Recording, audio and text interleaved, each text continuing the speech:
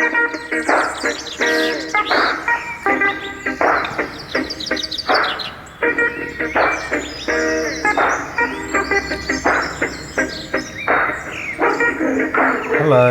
Every time a new series of It's Always Sunny in Philadelphia is announced, it's a strange mix of emotions. I don't think anyone seriously believes the quality of this show is currently the best it's ever been, but that doesn't necessarily mean they should close up shop. Many shows that peaked midway through its run still went on to have great seasons, and just because a show isn't as good as it used to be, in no way means it needs to end. But with a new season on the horizon, as well as word from Rob McElhenney that there'll be plenty more to come, what better time is there to reflect on its current state, decide whether more seasons at this point is truly a help or a hindrance to the legacy of this show. The great thing about It's Always Sunny is where the peak of this show exactly was differs depending on the person. The way I see it, this show has 4 distinct eras, and in whichever era you feel the show personally peaked is completely up to you and valid. Except for the last one. There's the early years, seasons 1 to 4, where the gang was still figuring things out. The golden years, seasons 5 to 9, containing some of the most iconic episodes. The modern era, seasons 10 to 12, the gang would start experimenting with episode structure and style more. And lastly, the era that I want to look at today, the end of an era. Haha, get it? Let's take it season by season though, because even with the acknowledgement that Sunny isn't in its prime or it's petering out, the writing's still pretty great. So what is it? What exactly has changed since the modern era? Why is the question of Sunny's end even in the atmosphere? Why is there this uncomfortable, overwhelming sense of fear that this show has jumped the shark? Well, anyone that feels that way towards the show, I'll try and answer those questions towards the end. But first, let's go season by season through the episodes of the new era of the seasons 12, seasons 13 to 6. Series 13 is probably the one where I began to get worried about the trajectory of Sunny. You guys like me, right? So. Okay. I mean, 12 I think is mostly pretty great, the only one lacking slightly in my opinion being A Cricket's Tale, but I still love the concept and I usually do love when the show tries something new. But 12 ends with Dennis leaving, and at the time it wasn't really clear whether he'd be back or not. I don't know if this is a controversial statement, probably isn't. This show would crash and burn without the character of Dennis. But that's the case for everyone in the cast. I mean, yeah, sure, an episode here or there with no Dee or no Frank, but the 4 episodes of Series 13 devoid of Glenn were definitely the weakest of the season. I mean, except the last one, obviously. But I think the mere thought of one of the big 3 leaving the show, even leaving the writer's room, became a reality for a moment during Series 13. And I think that alone definitely made us realise maybe this show doesn't have the bulletproof longevity we once thought it had. And the show is definitely aware of this. The first episode of Season 13 is itself a spoof on shows that replace one of the main characters, with the intention of trying to appeal to a different demographic. But that doesn't make the fear of this ever happening to the show any less daunting. But Glenn returned to Season 13 just for filming only. He wasn't involved in any of the writing for Season 13, barring rewrites on the episodes he appeared in, and whilst this season does have some great episodes, it does also contain some of the weakest of the entire show. The Gang Beats Boggs Ladies reboot is the lowest rated episode of the show, and I'm not really surprised. Whilst the concept of making an episode dedicated to spoofing the idea of taking a male-centric piece of media but swapping out the men for the women in an attempt to be empowering but ending up just being a lesser version of the original is a clever one. We see it in Hollywood and media all the time. But I mean, they kind of just end up doing that. The 2 Dennis Light episodes towards the end, Charlie's Home Alone and The Gang Wins the Big Game, again, they're cool concepts, having a 2-parter where the 2 episodes essentially run in tandem to one another, but, you know, as a British boy, I don't really care that much about the Super Bowl. I mean, the only things I really find interesting are the ads, and depending on who's performing the halftime show, but I have zero investment in whether the Eagles win or not. You know, I'm sorry. Sorry, Rob. Apart from that though, the separation and lack of the main crew in both these episodes really doesn't help. But this season still does have a lot of highs.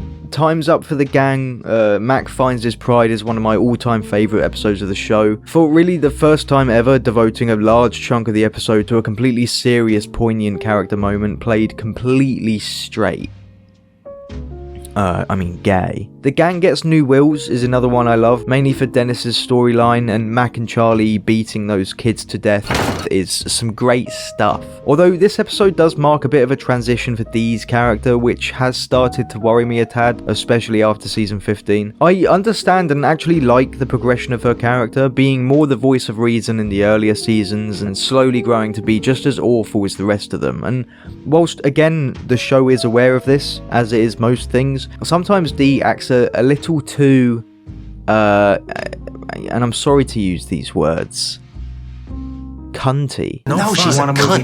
She's a cunt. She's a little bit cunty. It's just too real. This gang is irredeemable. They're all awful people and have committed countless awful atrocities to people over the years, but there still needs to be a slight sliver of likability there. An endearingness, you know, Charlie's dumbness, Mac's insecurity, Frank's senility, even Dennis's intelligence allows him to be the voice of the audience in most situations. And whilst, don't get me wrong, I do still love Dee, this is only a handful of moments I felt this way about her, but in recent seasons she has been verging on being absolutely intolerable to a unentertaining level. Series 14 felt a little bit more back to basics for me, just in terms of consistency. Glenn was fully back for filming at this point, although still not writing any of the episodes. Whilst this series doesn't have the highs of 13, it also doesn't have the lows. It's just a solid season of Sunny. I found the gang's episode concept slightly more interesting here than I did in the previous season. Paddy's has a jumper and a woman's right to chop, taking the classic It's Always Sunny political or social commentary, but almost doing a satire on their political commentaries. 14 does get pretty meta. This season came out in 2019, and I do love how the show still isn't afraid to go to those extreme places, because their sentiments haven't changed. My favourite episode from this season is D-Day, written by Megan Gans, and it's banned. I can't watch it. But a reassuring thing about this show is it's banned for the same reason an episode from 2008 is banned, because these three haven't changed their opinions of how comedy can be used to satirise and ridicule certain problematic beliefs. When the gang does something awful and offensive, the show is actively disapproving of these behaviours. The Gang Chokes is a fun episode lacking a specific concrete focus, and I like when Sunny has these looser feeling episodes. The Gang Texts is another great on-location episode, similar to the water park one from series 12. You know, still not up to the same caliber, but you know, we're in the end times now. The Janitor Always Mops Twice isn't one I go back to a lot, but I do respect their devotion to the style they're going for. Unlike episodes like The Gang Cracks the Liberty Bell, this episode doesn't feel the need to explain itself, it just kind of happens. Season 14, even though it's one of the newer ones, does have more remnants of old Sunny, with just an overall looser feel. Even the group's dynamic feels on top form. Ow, guys, please, shut the hell up! Season 15, mainly because of the last 4 episodes, is probably the most experimental season to date. Episode 1, 2020 A Year in Review, is probably one of my favourite episodes of the season. The reveal that the gang were key players in the majority of the biggest events from 2020 was pretty perfect, and whilst it's rare the show would so directly address real-world news cycles, if they were ever going to do it, 2020 is probably the year to. I can get how some people, maybe if they weren't keeping up with the specifically American political news, like the visuals associated with January 6th, or Rudy's hair leaking, or the vote count mishap, can find this episode underwhelming. And the episode kind of does rely on you knowing about these things for the plot to land, but you know, whatever, I love it. And the reveal of who the gang voted for in the election was the icing on the cakes. The Gang Makes Lethal Weapon 7 is another solid episode, being a commentary on the performative nature of wokeism, and how usually when a movie studio pushes for inclusivity, it's less about the political leaning itself and more than likely is due to a simpler ulterior motive like money, or in Dennis's case, finger on the pulse, finger on the puss. Whilst I love this reveal, I still find the beginning scene very strange. It's not yet revealed that Dennis is only being I hate using this word, but I'm gonna, woke to sleep with young college students, but the way Dee and the rest of the gang react towards Mac when he announces he won't be playing Murtaugh seems a tad out of character to me. Because I'm doing something anti-racist, and I think I deserve praise for that, do I not? You don't get praise for telling people you're not racist. Then why am I doing it? Their disgust towards him seems just a little too aware of what is right and wrong. The gang buys a roller rink has some funny moments, but it's one of those episodes where I don't know if it was executed badly or if I just don't understand the plot. I understand the joke of this episode being the cast are playing younger versions of themselves but making no attempt to actually look younger. I get it, it's funny. But for some reason, Frank seems to be the only one of them acting in character. They've changed the continuity of their younger versions' personalities before. I mean, Dennis during seasons 1 and 2 is obviously a different character to what he becomes, and so his high school reputation then ends up retroactively changing, but I can't see how this version of the gang fits into any of the stories we've heard in the past. For me, it's too much of a canon change. Dee is likeable and nice with lots of friends, which goes against her whole aluminum monster bullying she underwent during high school, but then she hits her head and becomes horrible like present Dee, even though past Dee isn't as mean as present Dee. Dennis lacks both the real confidence and charisma he claimed to have had in his younger years, as well as the blind narcissism it was revealed he actually had. I really hope I'm interpreting the episode wrong, because if this is meant to be an accurate representation of the origin of how these characters bought Paddy's pub, then it makes absolutely no sense. The gang replaces Dee with a monkey is probably Dee at her absolute worst. Manipulative and gross and psychotic, I get it, I hear myself. I'm complaining that a character from It's Always Sunny is mean. And it's probably just a me issue, but when Dennis is going full serial killer, I find it hilarious, but when Dee's acting this way, at her worst, towards others, I find it more uncomfortable than funny. But this brings us to the island section of the season. Again, I love when this show tries new things. Spending 4 episodes in a different country, especially one so closely tied to the show, is a great idea to mix things up. And having an entire season of very old school feeling style episodes before, I thought it was a great idea. I'ma be real, I severely disliked this span of episodes for a very long time. I didn't find them funny, I found the character focuses to be misplaced and inconsistent with who they were, but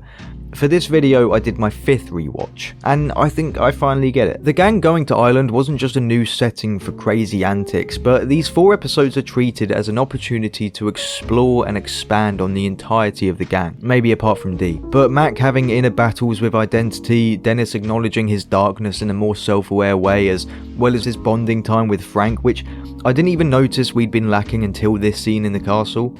Just me and you, huh? Yeah. It's a little odd being one-on-one, though, I feel like we usually have a buffer. Yeah. Then obviously Charlie reconnecting with his dad and how that affects Frank. Dee gets stuck in a bog. I think during my 1st, 2nd, 3rd and 4th watch of this season, I just didn't fully appreciate the point of these 4 episodes. And realising this made me enjoy the funnier moments more. Dennis pinching off the cough, Frank eating the poop, these are moments that would be seen as iconic if they happened during earlier seasons. And that last episode, whilst I don't get the emotional reaction I think was intended, again, I respect the choices made here and what the story means for Charlie and the gang. And when you love someone, you can't bear to leave them behind. Not ever.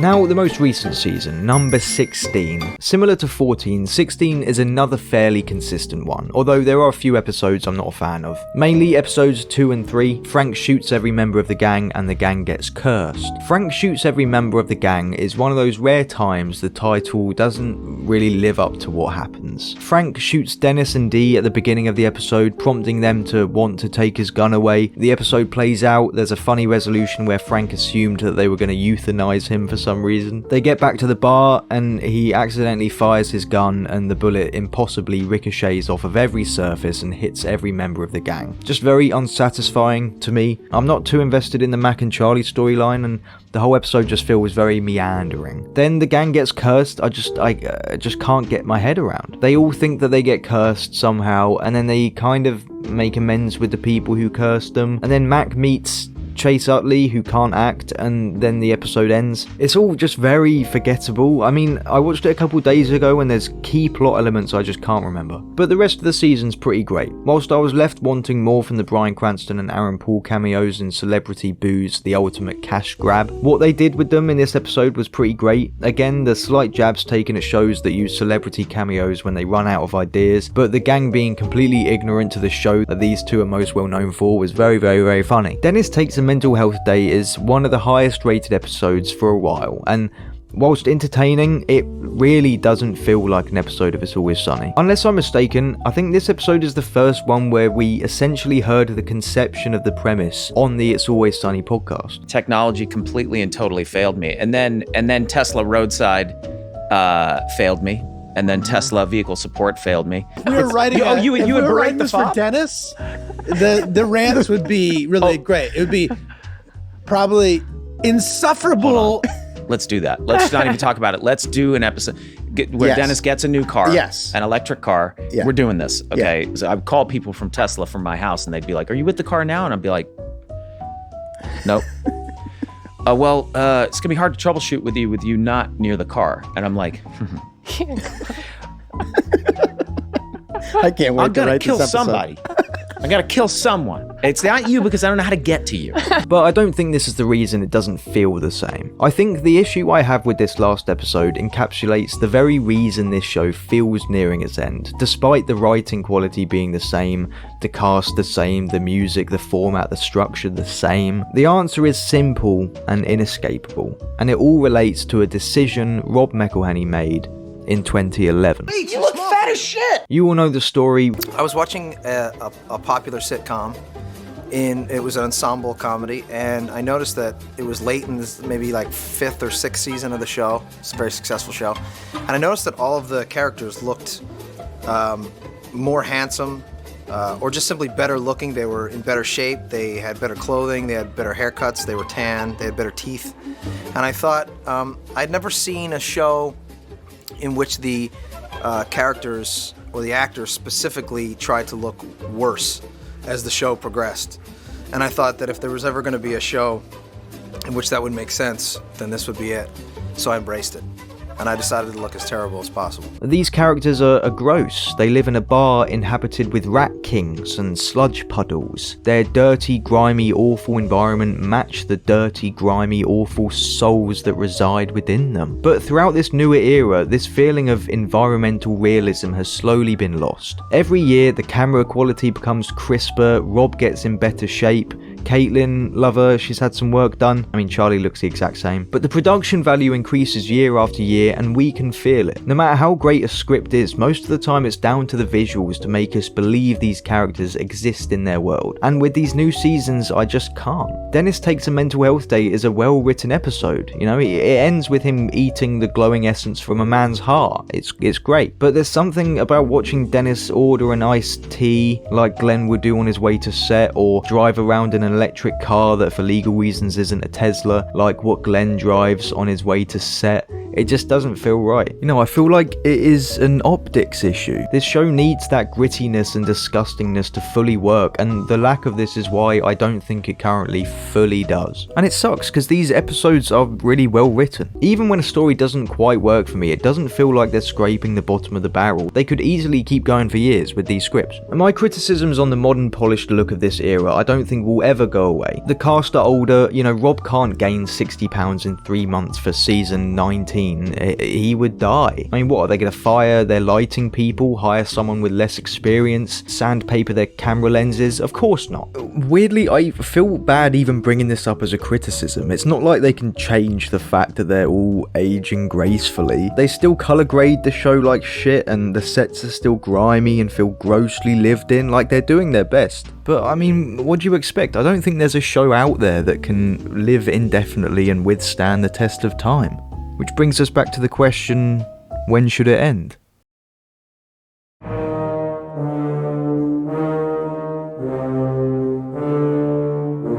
Waiting for Big Mo is the finale of season 14 that I put off talking about until now. It's the lowest rated episode of that season, it's rarely discussed, but It's the clearest explanation from the makers of this show when it will end. Waiting for Big Mo centers around the gang playing laser tag, holding down the green base and waiting for their rival Big Mo so that they can take him out and stay top of the leaderboards. And it quickly becomes apparent that this episode serves as an allegory for the show and the main cast's search for purpose regarding it. But as long as we are unhappy for long enough, eventually we can be happy? Well, I'm not saying you get to be happy. I'm saying being happy isn't the goal. The goal is to play the game. And when is the end of the game? I don't know. Whenever the game ends, okay? Whenever we're back on top of the leaderboard and we got all the dollar bills we need and... Throughout, Dennis is trying to convince the others to take the game seriously with the promise of the arcade's currency if they're able to hold their position for long enough. What are these?